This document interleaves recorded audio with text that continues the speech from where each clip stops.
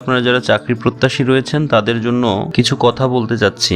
আপনারা এই মুহূর্তে যারা পড়ালেখা করছেন তাদের জন্য কিছু মূল্যবান কথা, যা আপনার ভবিষ্যৎ গঠনের ক্ষেত্রে বড় একটি ভূমিকা রাখতে পারে। আপনি যদি ভবিষ্যতে চাকরি করেন এইরকম আপনার একটি প্ল্যান হয় বা লক্ষ্য হয়, তবে এখন থেকেই আপনার একাডেমিক লেখাপড়ার পাশাপাশি চাকরির জন্য প্রস্তুতি গ্রহণ করার একটা সময় বের করে নেবেন, যে সময়টিতে আপনি একাডেমিক পড়াশোনার পাশাপাশি চাকরির জন্য প্রস্তুতি গ্রহণ করতে পারেন। দেখবেন একাডেমিক পড়ালেখা শেষ হবার সাথে সাথে আপনার চাকরির জন্য যে প্রস্তুতি সেটাও অনেক দূর এগিয়ে গেছে এবং চাকরির পরীক্ষাগুলোতে দেখবেন তুলনামূলকভাবে ভালো করছেন। অনেক ক্ষেত্রে একাডেমিক পড়া শেষ হবার পর চাকরির জন্য অনেকেই প্রস্তুতি গ্রহণ শুরু করে। তাদের কিন্তু একটা লম্বা সময় চাকরির জন্য প্রস্তুতি গ্রহণ করতে হয়। এক্ষেত্রে চাকরির জন্য যে সিলেবাসটা থাকে আপনার, সেটা শেষ করতে অনেক সময়ের প্রয়োজন লাগে। একাডেমিক পড়ালেখায় যে একটা শ্রম দেন, পরবর্তীতে চাকরির জন্য পড়ালেখার জন্য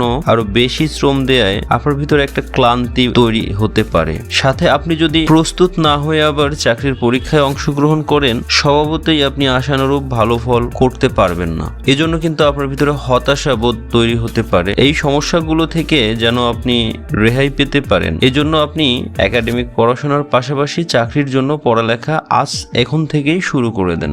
দেখবেন আপনার একাডেমিক পড়ালেখা শেষ হতে হতে চাকরির জন্য যে প্রস্তুতি সেটাও অনেক বড় একটা সিলেবাস কভার করে ফেলেছেন এবং আস্তে আস্তে পরীক্ষাগুলোতে ভালো একটা ফলাফল পাচ্ছেন। এখন আপনি ছাত্র হিসেবে কি কি বিষয় নিয়ে পড়ালেখা করবেন, এই বিষয়গুলো অন্য একটি ভিডিওতে আরেকদিন তুলে ধরবো।